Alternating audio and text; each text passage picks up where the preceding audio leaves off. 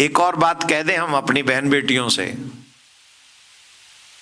है जी, सारो छे ना, हाँ बांधो नहीं, सब सारो छे।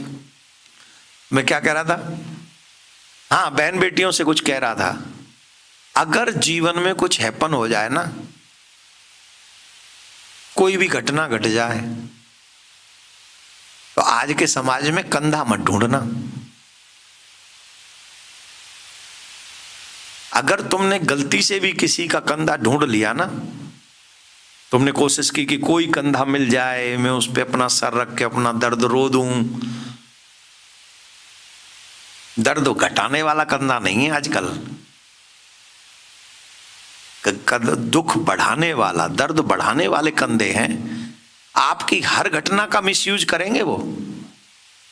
इसलिए हमारे संतों ने कहा है, कबीरा पर घर जाए के दुख नहीं कहिए रोए, दुख नहीं बांटे आपनो जगत हसाई होए। जिसे आप अपना दुख सुनाएंगे ना, वही उसका वो क्या बोलते मिसयूज करेगा। स्पेशली देवियों के लिए, अगर आपको दुख रोना है तो 3 जगह रोइए। कुंवारी हो तो अपने पिता के आगे, ब्याहता हो तो अपनी पति के आगे, और अगर दोनों नहीं है या दोनों ही नहीं सुनते हैं तो सिर्फ अपने गोविंद के आगे अपना दुख रोइए।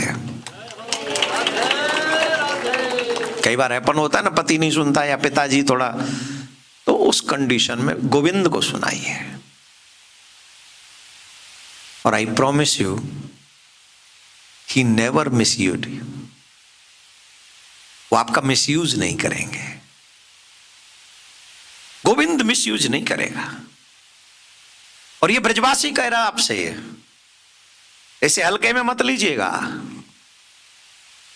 भगवान हमारे वाक्यों की रक्षा करेगा, हम इतना विश्वास से कह रहे हैं। जितने आंसू तुम दुनिया के आगे बहाते हो ना, मेरे गोविंद के आगे बहाओ, मैं प्रॉमिस करता हूं ये आंसू आंसू नहीं रहेंगे, ये मोती बन जाएंगे तुम्हारे जीवन के। ये दुनिया वाले तो इनके आगे पानी के आंसू बहाओगे ना, खून के आंसू बना देंगे इसको। अभी मुझे पता चला है, हमारे भारत में एक बच्ची ने शादी करी विधर्मी से, टुकड़े कर करके उसे काट काट के फेंक दिया। गए थे अपना दुखड़ा रोने, पूरे परिवार को दुखड़ा देके चली गई वो बच्ची। और ऐसा नहीं है वो यहां नहीं चल रहा है, वो हर जगह चल रहा है। इसलिए वो बेचारी चंचुला थी, उसका पति उससे प्यार नहीं करता था, और जिस स्त्री का पति प्यार न करे उसको दुख तो होगा। पतियों को तो ऐसा लगता है ना, हम चाहे जो भी करें, पत्नी कुछ नहीं करनी चाहिए। को है तू, कौन है? तुम 10 जगह घूमोगे फिरोगे, क्लब जाओगे, यहां जाओगे, और पत्नी घर में बैठ के सिर्फ आरती करेगी, ओम जय जगदीश हरे। How is it possible? Control your self husband dear, a dear husband,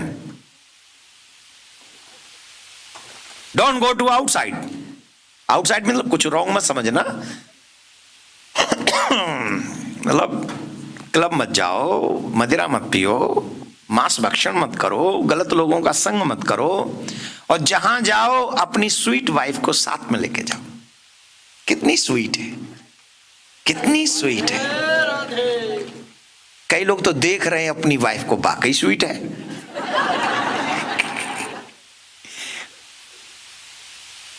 सच्ची में स्वीट है, बहुत स्वीट है। अपनी नजरों से नहीं, इनके पिताजी की नजरों से इनको देखो, कितनी स्वीट है। वो अपना जिगरा उसने तुम्हारे हाथ में सौंप दिया, उसकी रक्षा करनी है रे तुम्हें, इसलिए तुम हस्बैंड हो, इसलिए तुम पति हो। तो गलत दिशा में नहीं जाना। और ये मेरा दर्द तब समझ में आएगा जब तुम्हारी बेटी होगी जवान। हो सकता है जब तक तुम जवान हस्बैंड हो तब तक ये समझ में ना आए, लेकिन जिस दिन जवान बेटी के बाप बन जाओगे उस दिन मेरी बात निश्चित समझ में आएगी। शिव पुराण कहता है गलत दिशा में मत भटको। अगर पुरुष गलत दिशा में जाएगा तो स्त्री को भी चांस है कि वो भी गलत दिशा में चली जाए, बिकॉज ऑफ यू,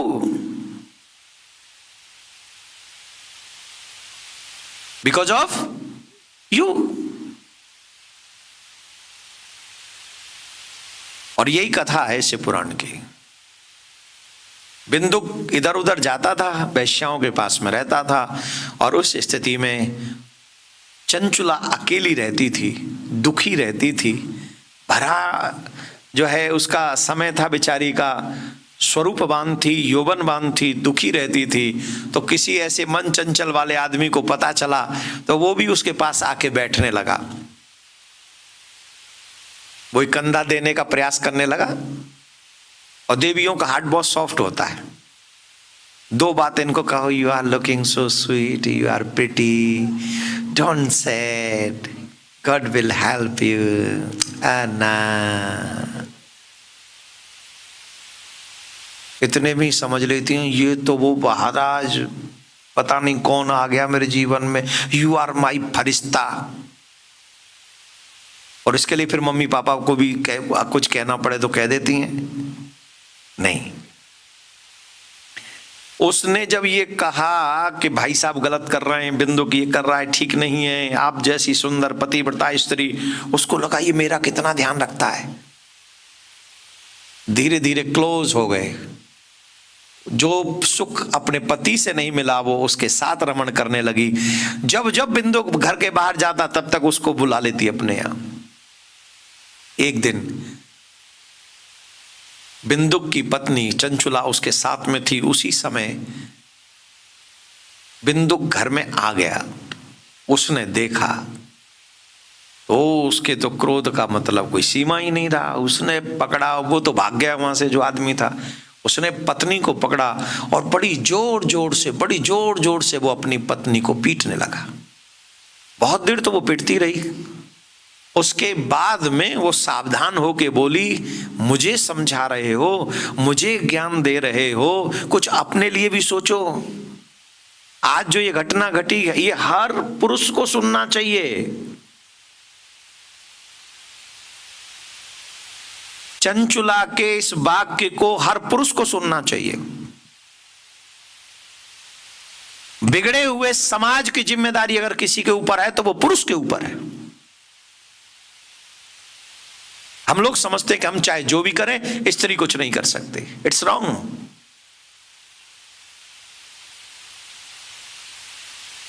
उसने कहा तुम मुझे ज्ञान दे रहे हो, मुझे पीट रहे हो। मेरी जैसी पतिव्रता स्त्री को छोड़कर तुम वैश्याओं के साथ रमण करते हो, तुम्हें शर्म नहीं आती? मैं ऑलवेज तुम्हारा ध्यान रखती हूं, तुम्हारा ख्याल करती हूं, और तुम मुझे छोड़ के, भरे यौवन में मुझे छोड़ के तुम भटकते हो। मैं भी युवान हूं, सुंदर हूं, मेरी भी मन की इच्छाएं हैं, और तुम बने जाके यहां बाहर से और अब आके गुस्सा करते हो। यहां जो भी कुछ हो रहा है उसके जिम्मेदार तुम हो।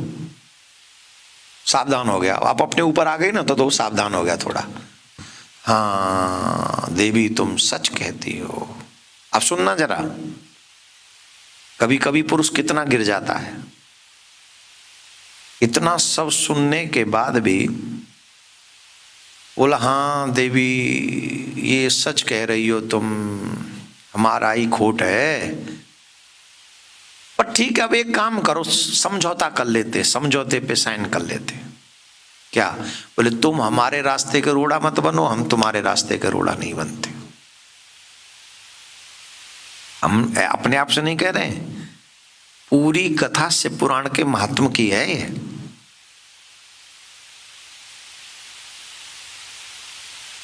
पूरी कथा। और उसने क्या कहा जानते हो? बोले तुम्हें जिससे मिलना है मिलो, हम तुम्हें अब नहीं रोकेंगे, लेकिन ऐसे ही मत मिलो, उनसे पैसा लिया करो, और वो पैसा मुझे दे दिया करो। उस पैसे को मैं वैश्याओं को दे दूंगा, मैं भी तो उनके पैसे को वैसा बिना पैसे के तो वो आएगी नहीं। तो तुम भी सुखी और हम भी सुखी। सोचो कितना गिरा है पुरुष। ये जो शिव पुराण की कथा है, क्या आज समाज में सच्ची घटनाएं नहीं हो रही हैं ऐसी? मुझे आंसर दे सकते हो आप? आपने सुनी है कि नहीं न्यूज? पति ने पत्नी को जाके बेच दिया, कहां बेचा होगा? मंदिर में। ऐसी तमाम न्यूज आपको न्यूज चैनलों पर और यूट्यूब पे मिल जाएंगी जो मैं ये कथा आपको सुना रहा हूं। और उसके पीछे जिम्मेदार हैं वो लोग जो अपने आप को समाज के सामाजिक तो समझते हैं लेकिन समाज के लिए काम नहीं कर रहे हैं। आज अगर इतने इतने बड़े मंदिर हैं, उन मंदिरों के द्वारा गुरुकुलम बना दिए जाते, इंग्लिश मीडियम स्कूल वहां से हटा दिए जाते, तो आज मेरा समाज इतना बिगड़ा हुआ नहीं होता। आज समाज में प्रत्येक व्यक्ति इतना स्वार्थी नहीं होता कि it's my life, it's my choice, I can do what ever I like. It's wrong, it's not your life. God gave you beautiful life. पैसे देके, डॉलर देके लाइफ नहीं मिली है तुम्हें। तुम्हारा मकान हो सकता है, तुम्हारी गाड़ी हो सकती है, तुम्हारा मोबाइल हो सकता है, तुम्हारा जीवन तुम्हारा नहीं हो सकता। जिस दिन चाहेगा घंटी बजाएगा, बुला लेगा, रह जाएगा यहां ताकता हुआ। बजाता रहियो रिंगटोन। अब बोलो तुम्हारी लाइफ है? बोलो किसकी है ये? मेरा आपकी कृपा से।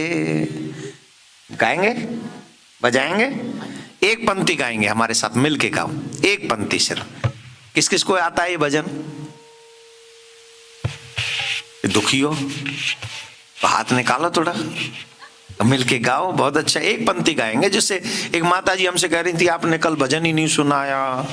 अब मुझे भजन तो आते पर 1.5 घंटे में क्या क्या सुनाऊं?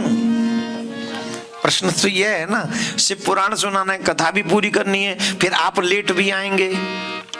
2 मिनट लेट कथा शुरू हुई आज। भोजन थोड़ा जल्दी जल्दी किया करो। मैंने तो किया ही नहीं भोजन, पूछो लता बेन से। मैं इतना एक्टिव क्यों हूं विदाउट फूड? मैं फूड भोजन कर लूं तो मैं कथा ही नहीं कह पाऊंगा। और मुझे तो यही नियम समझ में आता है, पहले भजन फिर भोजन। लेकिन आप वैसे ही करिए, लेकिन एक्टिव गाएंगे। मेरा आपकी कृपा से सब काम हो रहा है। मेरा आपकी कृपा से सब काम हो रहा है। मेरा आपकी कृपा से सब काम हो रहा है। मेरा आपकी कृपा से सब काम हो रहा है।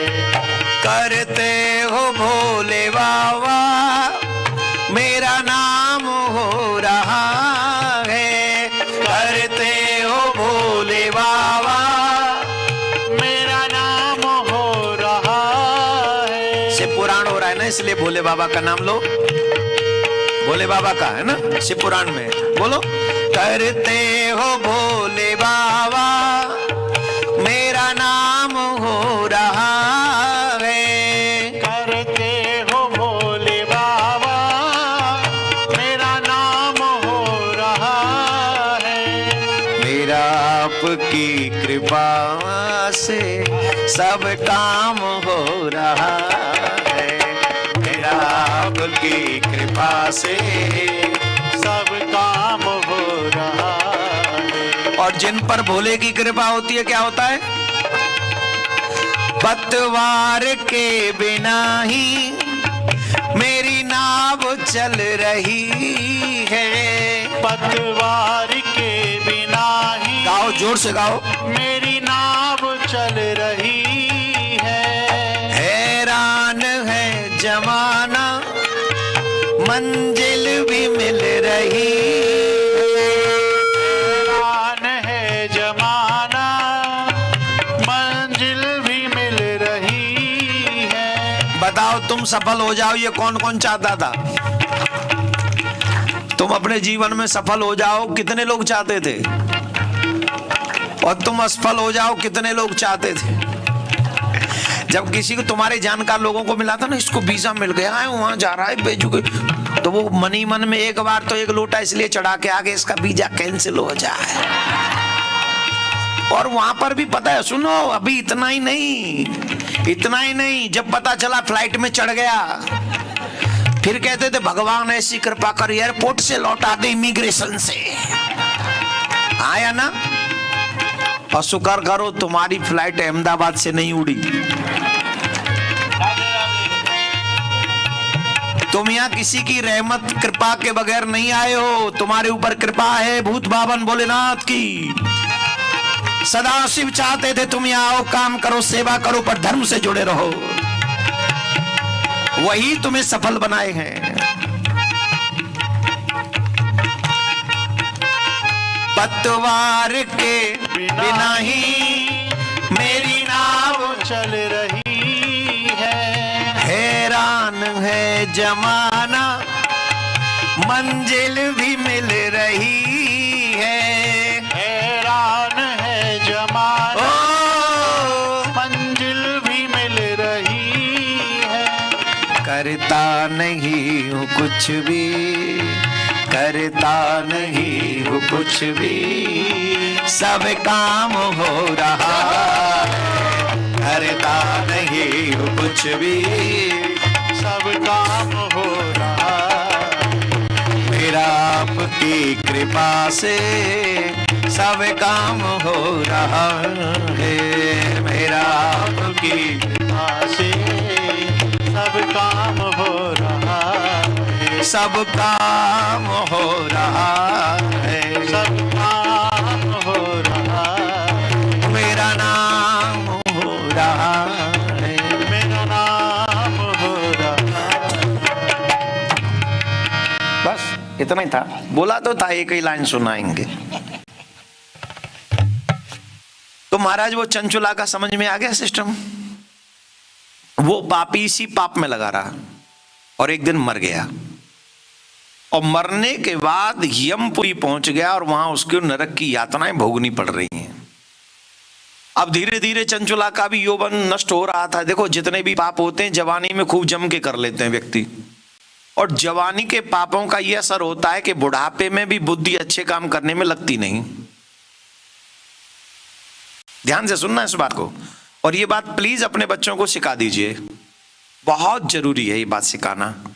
कई लोग कहते हैं ना बुढ़ापे में भजन कर लेंगे, बुढ़ापे में कथा सुन लेंगे, बुढ़ापे में ये कर लेंगे। होगा कहां से जब प्रैक्टिस ही नहीं है। अचानक से कोई बुढ़ापे में, हमें कभी पढ़ने न गए हों और बुढ़ापे में एक किताब पकड़ा दे, बोले लो ए फॉर एप्पल पढ़ो, समझ में आएगी? पूरे जीवन भर पाप का संग्रह किया हो, बुढ़ापे में शिव पुराण समझ में आएगा? उससे अच्छा क्या कहेगा, अरे नहीं ठीक है हम तो थोड़ा रेस्ट करेंगे, वो मांसपेशियां खिंच रही हैं हमारी। मांसपेशियां नहीं खिंचती, जिन कौन कौन सी पेशियां खिंचती हैं बुढ़ापे में तो। और अगर बचपन से ही अच्छा कर्म तुम्हारे साथ रहा तो अंत तक सेटल रहेंगी सब कुछ, अंत तक, जब तक प्राण ना निकल जाए। चंचुला का भी वो समय आ गया। एक दिन चंचुला का वो जो जीवन, अब धीरे धीरे सबकी, जब बचपन जवानी बुढ़ापा सबका ही आता है, वो जवानी ढल रही थी तो कुछ लोगों ने मिलकर एक प्रोग्राम बनाया कि चलो हम लोग को चल के तीर्थ यात्रा करते। तो गोकर्ण क्षेत्र में वो कुछ सुंदर मेला था, तो उसे देखने के लिए वो लोग गए हुए थे। तो चंचुला भी, उनके बरादरी के लोग जा रहे थे तो सब चल पड़े, वो भी गई। तो सब लोग मेला वेला सा देख रहे थे, इधर उधर देख रहे थे। तो अचानक से घूमते घूमते वो पहुंचे कहां, एक मंदिर में पहुंचे। वो शिवालय में जब चंचुला पहुंची, कुछ लोग पहुंचे, तो वहां संयोग से शिव महापुराण की कथा चल रही थी। देखो सुनो,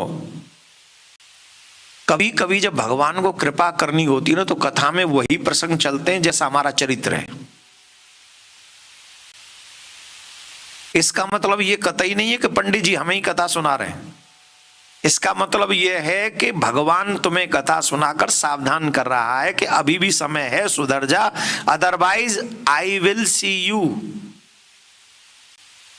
seriously in bear in ICU। Hospital में सबसे फेवरेट और एक रूम होता है सर, डॉक्टर सबसे पहले उसी रूम में लेके जाते हैं इमरजेंसी केस को। कहां ले जाते हैं? अब डॉक्टर तो वहां देख दाख के चला जाता है, फिर कौन सी यू? डॉक्टर देख के चले गए, इंजेक्शन विंजेक्शन बता गए, मशीन वशीन सेट कर गए, और रूम के बाहर फिर भी लिखा हुआ है ICU। Who see you in ICU? Tell me, only God. और उस समय सबसे तगड़ी लौ लगती है ठाकुर जी से, please god help me, please god help me, please god. God बोले I don't know you, I don't know you. हाँ, please god help me, god कहता आई डोंट नो यू। भरी जवानी में मुझे याद किया था, कभी बचपन में याद किया था, बुढ़ापे में भी खाके सो गया था, शिव पुराण की कथा सुनने नहीं आया था। अब कहता है गॉड हेल्प मी। तेरा सर्वेंट हूं क्या बे? I am not your servant, I am your god. He is not our servant, he is a god. लेकिन फिर भी अगर बुढ़ापे में भी समझ आ जाए और सरेंडर कर दे हम, आई एम योर्स, तब हॉस्पिटल में भी Shiva said I see you, don't worry, I will save you. Corona में बच तो तभी तो बच गए। अगर कृष्णा हमें नहीं बचाते, शिवा हमें नहीं बचाते, तो सच बताओ क्या हम बचते? लाशों के ढेर लग गए थे कोरोना में, जवान जवान चले गए थे कोरोना में दूसरे वाले में, और तुम बूढ़े होके भी बच गए।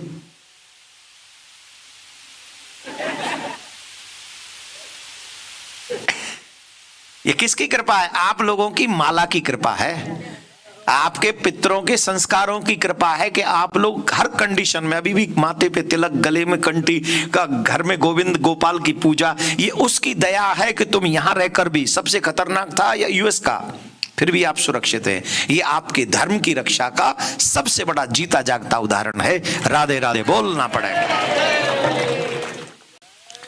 जोर से बोलना पड़ेगा।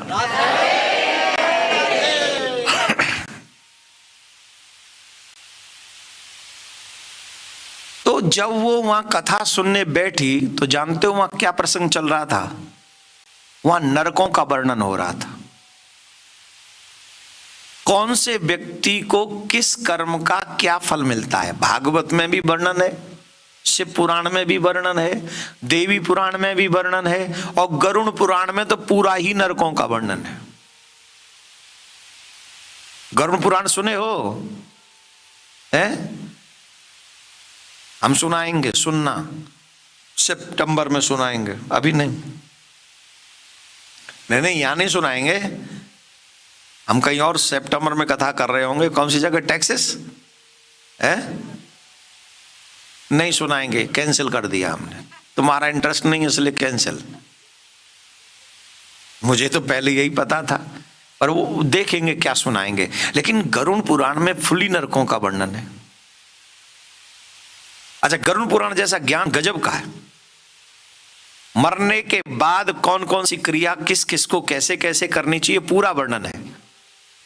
एक तो ये गलत फहमी निकाल दो कि नरकों का वर्णन गरुड़ पुराण तभी सुनना चाहिए जब कोई मर जाए, ये गलत है। आप YouTube पे सुन सकते, पूरा हमारा पड़ा हुआ हमारे YouTube चैनल पे। और आप सबसे भी हमारा निवेदन है, सनातनी वर्ल्ड पे ये अभी लाइव चल रही कथा, ये जो यहाँ US और UK के लिए, US और एक कनाडा वगैरह जो इस साइड के हैं, उसके लिए चैनल पिछली साल ही बनाया है। आप लोग इस चैनल को सब्सक्राइब भी कर लें और ज्यादा से ज्यादा लोगों को, बच्चों को इससे जोड़ें प्लीज, क्योंकि ये पूरा फोकस इसी पे है हमारा। अब देखो, हम तो चाहते हैं भैया आप लोगों का सहयोग मिलेगा तो और अच्छा काम कर पाएंगे, और आप लोग सहयोग नहीं करोगे तो सियावर रामचंद्र की जय, कैलिफोर्निया कई सालों बाद आइए कथा करने हम। तो कहाँ थे हम? नरकों का वर्णन। अब नरकों के वर्णन में चंचुला जैसी पापी को क्या सुना रहे हैं? सुनो क्या सुना रहे हैं। योषिताम जारसक्तानाम नरके यम किंकरः संतप्तम लोह परगम क्षिप्यन्ति स्मर मंदिरे। समझ में आ गई? नहीं? मैं सिर्फ कथा जहां से चंचुला का मन मुड़ा वो प्रसंग बोलना जरूरी है, लेकिन मर्यादित शब्दों में बोल रहा हूं। जो स्त्री शरीर लेकर, वहां दोनों के लिए, पुरुष के लिए भी है, स्त्री के लिए भी है, पर यहां चंचुला बैठी थी इसलिए शिव पुराण में सिर्फ चंचुला का वर्णन है, तो इसमें कोई स्त्री पुरुष का भेद न करें। जो स्त्री होकर स्त्री शरीर में पराये पुरुष के साथ तुम्हें सुख भोगती है, पति को छोड़ देती है, उसे यमराज के दूत नरक में ले जाते हैं और जन्म द्वार पर या उसके शरीर में जितने भी द्वार हैं, ये मुख भी द्वार है, कर्ण भी द्वार है, नासिका भी द्वार है, लोहे को पिघलाकर, किसको? लोहे को पिघलाकर, जब वो लोहा गर्म हो जाता है तो पिघलने लगता है, और जब वो पिघलने लगता है लोहा, तो वो पानी की तरह बहने लगता है। देखा है आपने? नहीं? तो उस लोहे को पिघलाकर नरक के उस स्त्री को उसके द्वारों में उस लोहे के अर्क को डालते हैं, और वहां लोहे की मूर्तियां हैं, और लोहे की मूर्तियों के नीचे आग लगी हुई है। तो लोहे की मूर्तियों में आग लगी है तो कैसी होंगी? क्या होगा?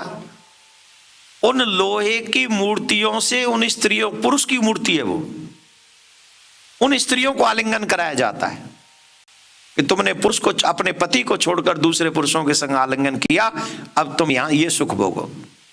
और यही कंडीशन पुरुषों के लिए है। जो पुरुष अपनी पत्नी को छोड़कर अन्य स्त्रियों के साथ में संभोग करते हैं, उन पुरुषों के लिए वहां लोहे की स्त्रियां बनी हुई हैं।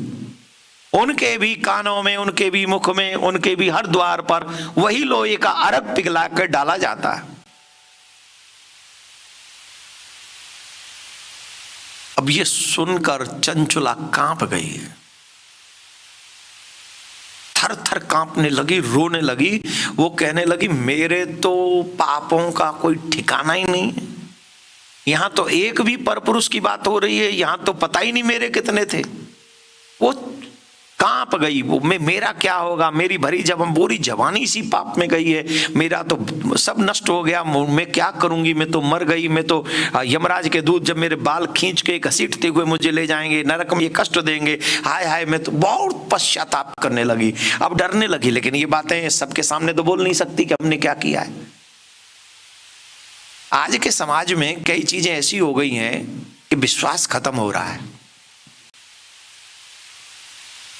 आज कोई व्यक्ति किसी पे विश्वास नहीं करता,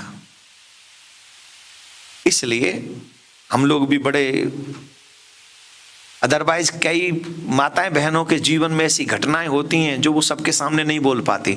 और मेरा सिद्धांत ये रहा है कि कोई भी वो उस स्त्री के सम्मान की बात हो, उसे पब्लिकली नहीं बोलना चाहिए। आजकल तो यूट्यूब का जमाना है ना, हर चीज को डाल दो, और जितनी खतरनाक बातें होंगी उतनी वायरल ज्यादा होंगी, चाहे किसी की इज्जत ही क्यों ना बिक जाए, बर्बादी क्यों ना हो जाए, घर ही क्यों ना टूट जाए। Be careful. देवियों से भी हमारा निवेदन है, अपना मजाक मत बनवाओ, बात पूछो, मर्यादा में पूछो।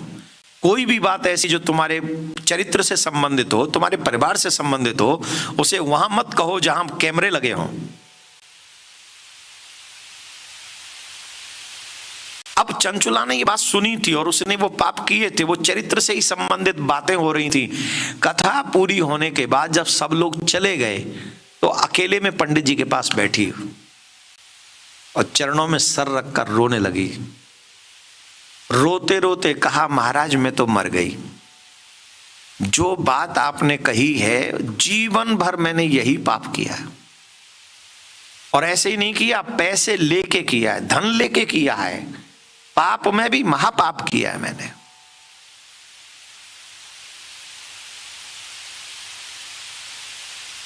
अब क्या होगा, मैं नरकों से कैसे बचूं, मेरा तो बुरा असर होगा। पंडित जी ने कहा, पुत्री चिंता मत करो, ध्यान से सुनना। ऊपर देखो, look at me and listen to मी।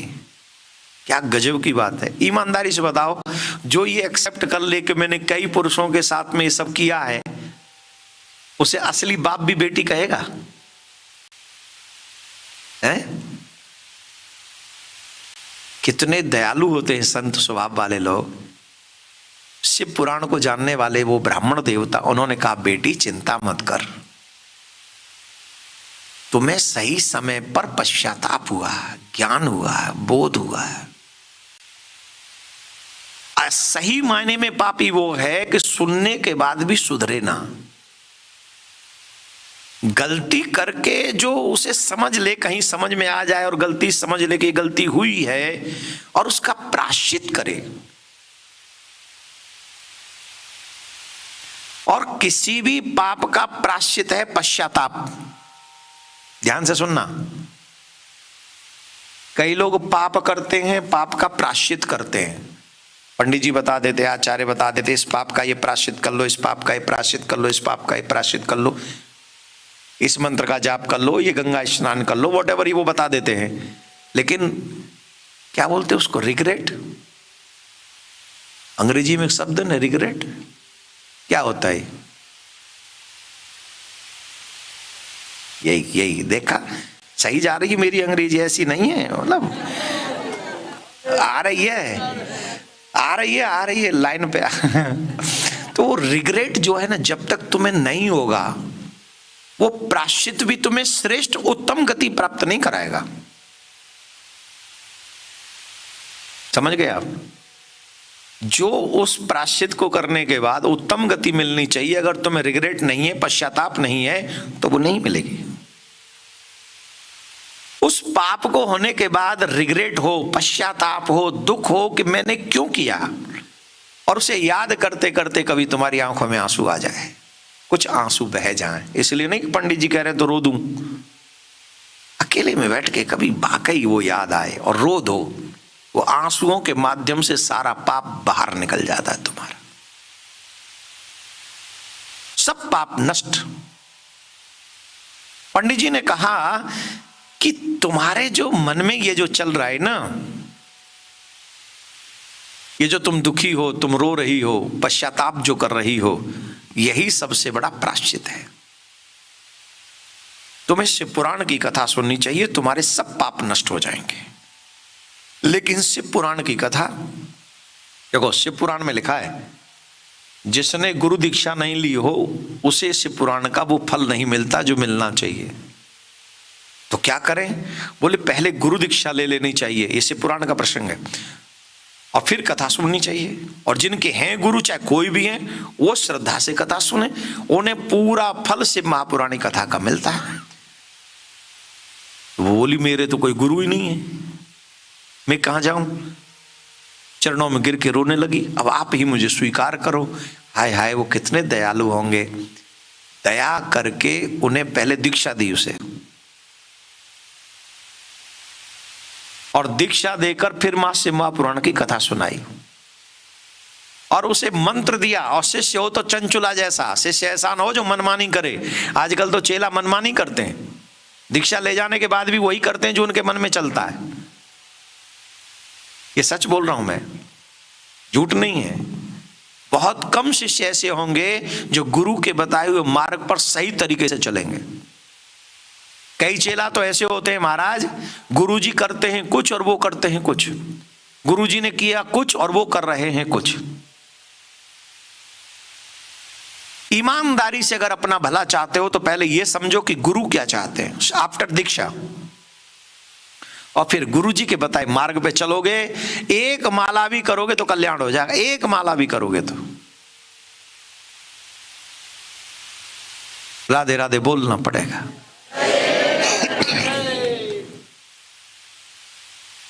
कितना आज्ञा का पालन वो कर रही है। मंत्र मिला, उस मंत्र को अहरनिश जप रही है, अपने अंग पे भस्म रमा लिया। बाल देवियों को केस बहुत सुंदर होते हैं, जिनके केस झड़ते हैं उनको बड़ी टेंशन रहती है, रात में भी नींद नहीं आती। कई बार तकिया पे भी देखते तो बाल तो और दर्द होता है, ओ माय गॉड, $4 कम मिल जाए पर बाल तो बचे। केस सबसे सुंदर होते हैं, माता बहनों को सबसे ज्यादा प्रिय होते हैं। श्रृंगार में केसों का एक अलग ही रोल है, राइट। माता जी ने, वो चंचुला जी ने केस खत्म करके जटा बना ली। कन्हैया को तुलसी प्रिय है। लड्डू गोपाल की पूजा करने वाले हर व्यक्ति जिसके घर में लड्डू गोपाल है उन्हें तुलसी धारण करनी चाहिए, और जो शिवजी के भक्त हैं उन्हें रुद्राक्ष धारण करना चाहिए। अच्छा, कई लोग कहते तुलसी पहन के हम लोग प्याज लहसुन नहीं खा सकते, तो रुद्राक्ष पहन के खा सकते क्या? अच्छा, लोग ना अपने शौक के लिए एक्सक्यूज ढूंढते, कोई बहाना मिल जाए छोटा सा, कोई महाराज आके कह दे कि हाँ खा लो, बस वही गोल्डन चांस हो जाएगा, और जीवन भर वही महाराज सबसे बड़ा है। और देखो अब तो वो भी दीक्षा होने लगी, बोले तुम खाते पीते हो, कुछ भी करते हो, करते रहो, खाते भी रहो, कोई टेंशन नहीं, बस गुरु जी करते रहो। धन्य तेरे गुरु भाई। क्या है ना, ना कोई भी गुरु तुम्हें सात्विक बनाए वही गुरु है, वही गुरु कहलाने के लायक भी है, जो सात्विक सही दिशा दिखाए। कितने लोग तो यहां ऐसे बैठे सूर्यास्त के बाद भोजन नहीं करते, वो सात्विक दशा में चल रहे हैं, सूर्यास्त के बाद नो भोजन। खैर लीव इट। जटा बना ली, भस्म रमा ली, और अपने शरीर को तपाने लगी व्रत कर करके। शरीर से किए हुए पाप व्रत करने से, शरीर को तपाने से ही नष्ट होंगे।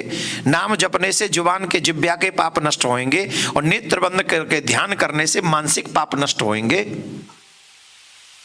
ये नॉलेज सुन लो ध्यान से। जो आपकी जिह्वा से पाप हुए हैं वो नाम जाप से दूर हो जाएंगे, जो आपके शरीर से पाप हुए हैं वो व्रत करके, तप करके, परिक्रमा करके उससे नष्ट होंगे। और जो आपके मन ही मन में पाप चल रहे हैं, कई बार हम लोग पाप करने लायक भी नहीं बचते ना, कहाँ बचते हैं? शरीर चल नहीं रहा, हाथ हिल नहीं रहे, आंख दिख नहीं रही, कान है, सब ऐसे जो पड़े हैं। अब पड़े पड़े मन ही में सोच रहे हैं, वहां चले जाते, लाइट डिम होती और वो कैंडल लाइट जल रही होती, और माँ हमारी जी बैठी होती, वो अपने हास्य में खिला रही होती। जा नहीं रहे, जा सकते नहीं, पर मन से पहुंच गए वहां।